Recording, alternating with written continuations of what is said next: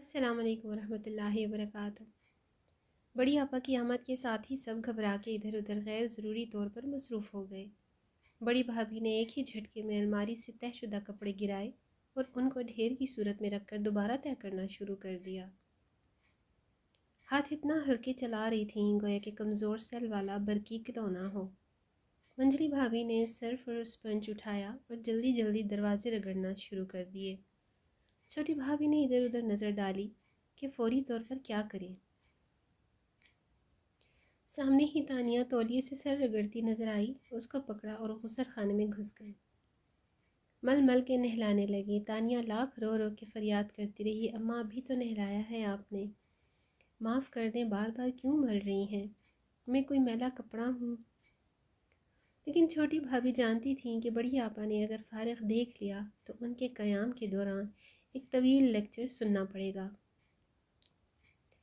اس سے تو آسان تھا وہ تانیہ کو 2 کیا 10 بار نہلا دیتی۔ بڑی آپا کی آمد بھی اچانک ہوتی تھی، ورنہ وہ بھابیاں سارے ہفتے کے کام اکٹھے کر رکھتی اور ان کی سواری بعد بہاری کے اترتے ہی شروع کر دیتی، مگر لاکھ پوچھنے پر بھی وہ نہ بتاتی کس دن اور کب آئیں گی۔ بس دروازے پہ جب زوردار طریقے سے بیل بجاتی تو سب کو پتہ چل جاتا اور ہڑبڑا کے جس کو جو کام آتا شروع کر دیتا۔ بڑی آپا پہلے ساؤتھ افریقہ میں رہتی تھیں۔ 6 ماہ پہلے ان کی پاکستان مستقل تشریف آوری نے تو ایک نئے ہی دور کا آغاز کیا تھا، جس کا نام تھا کام کام، اور بس ہر دم ہر لمحے سب کو دیکھا کہ کام۔ اور جو کوئی اس بات کو نہ مانتا وہ گھنٹوں پکڑ کر اس کو قائل کرنے کی کوشش کرتے، جس کو سننے سے آسان تھا کہ تہہ لگائے کپڑے دوبارہ فولڈ کر لیے جاتے، پالش شدہ دروازوں کو صاف کر کر کے رنگ اتار لیتے، نہلائے ہوئے بچوں کو 100 بار نہلا دیتے۔ آج بھی بڑی آپا نے آتے ہی طاہرانہ نگاہ سب پر ڈالی۔ ساری بھابیاں کسی نہ کسی کام میں لگی تھیں۔ اماں بھی اطمینان سے بستر پہ دراز کوئی کتاب پڑھ رہی تھی۔ اماں بھی کو کون سمجھائے کہ کام کرنا کتنا ضروری ہے، کتنی فرصت سے کتاب پڑھ رہی ہیں۔ سیدھا باورچی خانے میں گئیں، سالن تیار تھے، دھلے برتن چمکتا سنک، کہیں کوئی کمی نظر نہ آئی۔ سب ماسیوں کا کام ہے بھائی۔ وہ قابی نظروں سے ادھر ادھر دیکھا، آخر کار چائے کی پیالیوں کے نیچے جمی پرانی چائے کے نشان نظر آ گئے۔ یہ دیکھو اتنی توفیق نہیں کہ ذرا سا رگڑ کے کپ دھلوا لیے کوئی۔ جھٹ اسپنج نکالا اور رگڑنا شروع کر دیا۔ بھابیاں بیچاریاں الماری کئی بار صحیح کر کے، دروازے چمکا کے، بچے نہلا کے نکلیں تو بڑی آپا ابھی تک وہی کپ رگڑ رہی تھی۔ تینوں نے آنکھوں ہی آنکھوں میں ایک دوسرے کو اشارہ کیا کہ اب کیا کریں۔ خیر مرتے کیا نہ کرتے، اندر آئیں اور کھانا نکالنا شروع کیا۔ سب دسترخوان پہ بیٹھ گئے۔ آپا کا انتظار تھا لیکن وہ پیالیاں مانجھ رہی تھی۔ آ جائیں آپا، کھانا کھا لیں۔ آ رہی ہوں بھائی، ذرا یہ کپ تو چمکا دوں۔ ہاتھ پوچھتی آئیں۔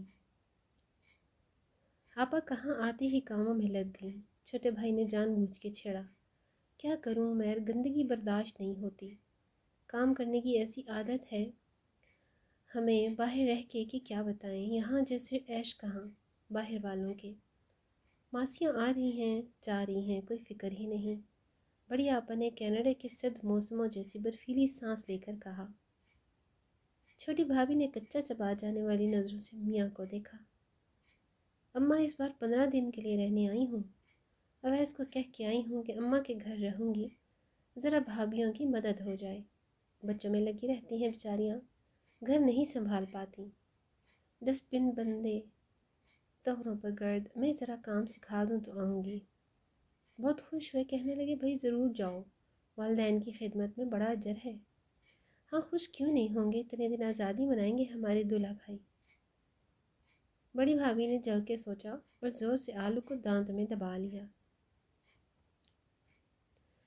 بس اب تو شامت ہی آ گئی، غسل خانے کے نل ہوں یا لان میں لگے گملے، ہر چیز کو مل مل کے دھویا جانے لگا۔ بڑی آپا نہ صرف صفائی کرتی بلکہ ڈنکے کی چوٹ پہ کرتی، بس نہ چلتا کہ اخبار میں خبر چھپوا دیں کہ آج رحمت ہاؤس کی یہ کنڈیاں جو کثرت استعمال سے چکنی اور میلی ہو گئی تھی، عظمت آرا بیگم نے خوب رگڑ کر ایسے کر دی ہیں کہ گمان ہوتا ہے نئی لگوائی ہیں۔ احد نے پپھا کو آئیڈیا دیا کہ آپ صفائی سے قبل اور اس کے بعد کے عنوان سے تصویر کھینچ کے واٹس ایپ خاندانی گروپ پہ ڈال دیا کریں۔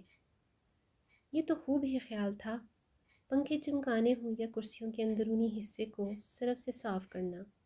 سب کی تصویریں کھینچی گئیں، خوب کھینچی گئیں، بھابیاں تو عاجز ہی آ گئیں۔ ساؤتھ افریقہ والوں کا اللہ بھلا کرے، یہ کس کو بھیج دیا؟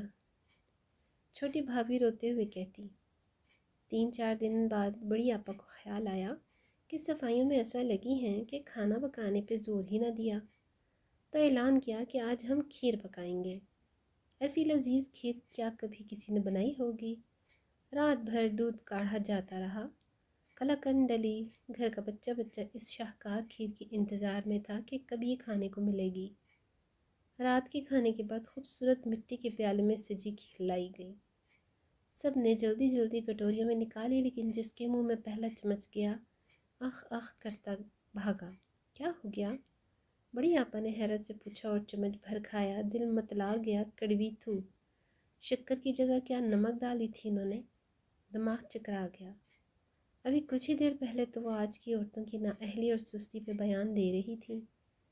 کیسے جھٹ پٹ کھیر بناتی ہیں، بھلا ان کو کیا پتہ کہ کیسے جان چھوکوں میں ڈال کے رات بھر دودھ میں گونٹا لگا کے چاول کو سل پہ گھنٹوں باریک کر کے کھیر بنتی ہے۔ اور اب کیا کہیں، کون ان گھنٹوں پکی کھیر کو کھائے گا؟ کلے کی سونف کھا کے اماں کے کمرے میں آ کے خاموشی سے لیٹ گئی۔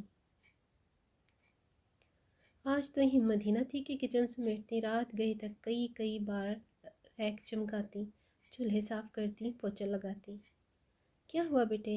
اماں بھی نے ان کے تکیے میں سے سٹر کرتی آواز سن کے پوچھا۔ اس قدر محنت سے کھیر بنائی، 2 دن لگ گئے، پتہ نہیں غلطی سے نمک کر گئی، لیکن کھیر کھانے کے لائق نہ رہی۔ روئی روئی آواز آئی۔ وہ دن کیسا ہوگا جب جان کھپا کے کیے جانے والے کام ذرا سی ریاکاری اور دکھاوے کی وجہ سے قابل قبول نہ ہوں گے۔ تمہارا اس رونے کا تو کوئی مقابلہ ہی نہیں اس دن برباد ہو جانے والے اعمال کے رونے سے۔ اماں کیا کہہ رہی ہیں؟ بڑی آپا اٹھ کے بیٹھ گئی۔ بیٹا رانی، محنت سے کھیر پکائی، لیکن ایک نمک نے اس محنت کو صفر کیا۔ ہمارے نیک اعمال میں بھی اگر لوگوں کی تعریف چاہنے کا نمک آ جائے تو رب کریم کی بارگاہ میں قابل قبول نہ رہیں گے، دھتکارے پڑے ہوں گے کھیر کے ڈونگے کی طرح۔ بی اماں نے نرمی سے محنتی بیٹی کو کہا۔ اماں، لوگوں کو سہولت دینے والی بن جاؤ، کام کرو تو جتاؤ نہیں، بتاؤ نہیں، نیت اگر قدردان رب کے لیے خالص کر لو تو پھر دنیا کے کسی شخص کو تعریفیں تمہیں خوش نہ کریں۔ کام اور کام کے ساتھ کچھ وقت اپنے لیے رکھو۔ کچھ اچھا وقت سنو، کچھ اچھا پڑھو، کچھ اچھا دیکھو، کسی اہل دل کے پاس بیٹھو، کچھ سیکھو، کچھ سکھلاؤ، بس اپنی نیت خالص کر لو۔ بڑی آپا خاموشی سے سن رہی تھی، بات واضح تھی، قبول کرنا نہ کرنا اب ان کا کام۔ دھیرے سے اٹھیں، وضو کر کے کسی مہربان کے آگے سجدہ ریز ہونے، ندامت کے آنسو بہانے۔ بھی اماں مسکرا دی، جانتی تھیں کہ ماں کو بعض دفعہ تیار لذیذ کھیر میں نمک ملانا پڑتا ہے تاکہ زندگی کھٹی میٹھی سی رہے، نمکین کھیر کی طرح بدمزہ نہ ہو جائے۔